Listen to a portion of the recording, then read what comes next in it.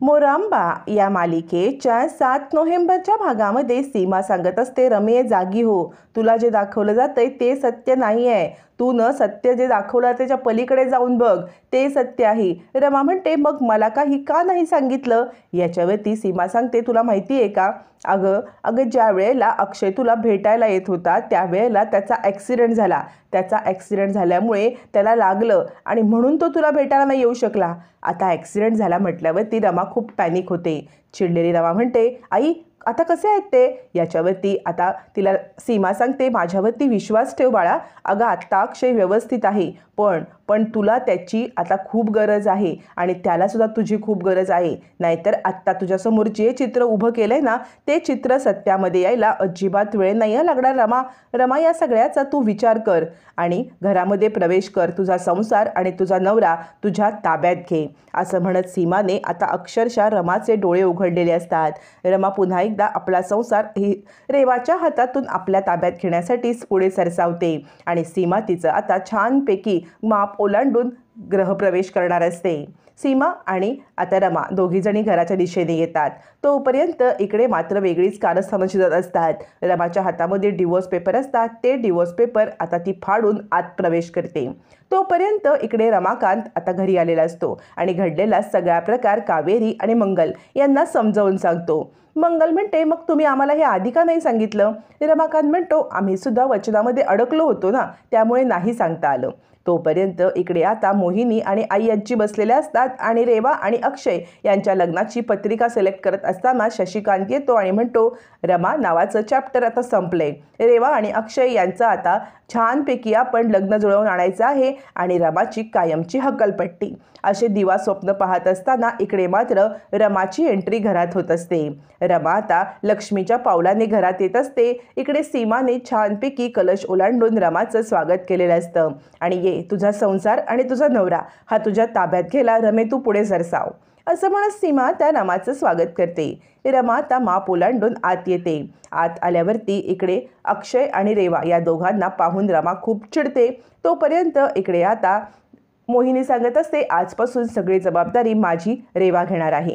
रेवा विचार करते, या दोघीजणी अजून काय करतायत? रमा निघून गेली असेल की नाही? तर रमा एकटक रेवाकडे पाहतच बसते. तोपर्यंत मोहिनी सांगत असते, सगळं आता संपेल आणि माझी रेवा अक्षयची कायमची होईल. आता रमा गेले की नाही, सीमा अजून काय करते हे पाहण्यासाठी रेवा एक डोळा उघडते आणि पाहतच बसते. समोर रागारागात पाहणारी रमा बघून रेवाला मोठा धक्काच बसतो. तर रमा इतकंच करून थांबत नाही, तर रेवाचा हात धरते, तिला फरफटत बाजूला ओढते आणि अक्षयचा डोका आपल्या खांद्यावरती घेते आणि त्याला थोपटते. इकडे सीमा दोघांनाही आशीर्वाद देत असते आणि रमाने अक्षयचं डोकं आणि अक्षयला आणि आपल्या संसाराला अखेर आपल्या खांद्यावरती समर्थपणे पेललेलं असतं. रेवाची बरोबर हक्कलपट्टी केलेली असते. मग सीमा आत निघून गेल्यावरती रेवा म्हणते, तू इथे का आलीस आणि अक्षयला कुठच्या हक्काने तू तुझ्या खांद्यावरती डोकं घेतलंस? रमा म्हणते, अजूनही ते माझा नवरा आहेत. नवरा बायकोचं नातं हे घट्ट असतं आणि हे बघ, त्यांना खांदा द्यायचा प्रयत्न करू नकोस, नाहीतर तुझी अशी अवस्था करीन ना की 4 लोकांना तुला खांद्यावरती उचलायला लागेल. नवरा बायकोच्या नात्यामध्ये जर का गैरसमज पसरवण्याचा प्रयत्न केलास तर या रमासारखी वाईट कोणी नाही, असं म्हणत रमा रेवाला धमकीच देते. रेवा विचार करते, हिच्यामध्ये इतकं ताकद आली कुठून आणि हिला सगळं समजलं कुठून? यावर ती रमा म्हणते, काय ग तुझं? चल इथून, ते झोपलेत ना आणि नवऱ्याला होणारा त्रास एक बायको सहन करू शकत नाही, हळू बोल. तुझ्यामुळे जर त्यांना त्रास झाला, ते झोपेतून उठले, झोपमोड झाली तर मात्र गाठ माझ्याशी आहे. रेवा हो इथून चालती, असं म्हणत रमाने रेवाची जवळजवळ हक्कलपट्टी केल्यावरती रेवा आता आपल्या रूममध्ये निघून जाते. तोपर्यंत रमा अक्षयला थोपटत असते आणि अक्षयला आता जाग येत असते. जाग येणारा अक्षय आता रमाकडे पाहतो.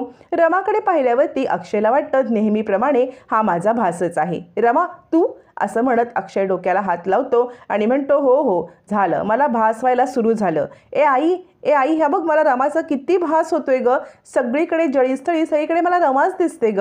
रमा सांगण्याचा प्रयत्न करत असते की नाही अहो, मी प्रत्यक्ष आलेली आहे, पण अक्षय काही ऐकायला तयारच नसतो. मग बराच वेळ रमा आपल्या बाजूला कशी, मग अक्षय म्हणतो, काय ग अजून तू गेली नाहीस, इतका माझा भास कसा? असं म्हणत तो रमाला हात लावतो, स्वतःला चिमटा काढतो, रमाला चिमटा काढतो. रमा म्हणते, मी खरंच आलेली आहे. यावरती अक्षय म्हणतो, काय बोलतेस तू? रमा म्हणते, हो, एका नवऱ्याला जेव्हा बायकोची गरज असेल तेव्हा बायको येणार नाही का? अक्षय म्हणतो, रमा खरंच आलीस तू? म्हणजे मला माझी ही अवस्था तुला सांगायची नव्हती, पण तुला समजलं? असं म्हणत तो रमाच्या गालाला हात लावतो, रमाच्या खांद्यावरती हात ठेवतो आणि रमा प्रत्यक्षात आले म्हटल्यावरती अक्षयला खूपच आनंद झालेला असतो. सीमा आता हे सगळं पाहत असते आणि ती विचार करते, चला माझ्या अक्षयचा संसार समर्थपणे पेडण्यासाठी त्याची बायको त्याच्या जवळ आलेली आहे. आता मला कोणतीही चिंता करण्याचं कारण नाही. अक्षय म्हणतो, रमा अगं तू खरंच आलेस? या क्षणाची मी किती वाट पाहत होतो, तुला काय सांगू? रमा म्हणते, ज्या ज्या वेळेला तुम्हाला माझी गरज असणार त्या वेळेला मी तुमच्यासमोर येणारच. आता रमाचं हे वाक्य ऐकून सीमा निश्चिंत होते. अक्षयची पूर्णपणे काळजी तिची मिटते आणि आय्याजींचा डाव पुन्हा फ्लॉप करण्यासाठी सगळं काही सुरळीत जुळून आलेलं असतं. अक्षयला तर काय बोलू काय नको, रमाशी किती बोलू असं झालेलं असतं. आणि आता रमा म्हणते, तुम्ही तुमच्या ॲक्सिडेंटची बातमी का बरं लपवलीत? अक्षय म्हणतो, ते सगळं जाऊ दे, चल चल आपल्या रूममध्ये चल. असं म्हणत तो रमाला आपल्या रूममध्ये घेऊन चाललेला असतो. तोपर्यंत आय्याजी आणि शशिकांतची एंट्री होते. पाठमोऱ्या रमाला पाहताना शशिकांत म्हणतो, आई अगं ही रेवा आहे ना? यावरती आय्याजी म्हणते, अरे रेवाच असणार, दुसरं आहे कोण या घरामध्ये? म्हणजे मी तिला सांगितलेलं आहे ना की तू रमासारखी वागायला शिक, तेव्हाच तू अक्षयचं मन जिंकशील आणि म्हणून ती हे सगळं करते. तिला कुठे कळतंय, कपडे वगैरे नुसते बदलून काही होत नाही, पण ती ना कधी कधी रमासारखे घालते कपडे, घालते 2 वेळा, त्यामुळे ही रेवाच आहे, माझी 100% खात्री आहे. असं म्हणत दोघं जण खुश असतात. पण त्यांचा आनंद 2 क्षणासाठीच टिकतो. ज्या वेळेला रमाचं तोंड दिसतं दोघांचे चेहरे पाहण्यासारखेच झालेले असतात. दोघं जण रमाकडे पाहतच बसतात. दोघांना खूप मोठा धक्का बसतो की ही रमा आली कशी इथे? शशिकांतचं तोंड तर उघडच राहत आणि म्हणतो, आई अगं ही कशी काय आली, हिचा काय संबंध? यावरती पार्वती म्हणते, हिचं जरा आतीच चाललंय हो. आणि दोघं जण एकदम आश्चर्यचकित होऊन रमाकडे पाहतच बसतात.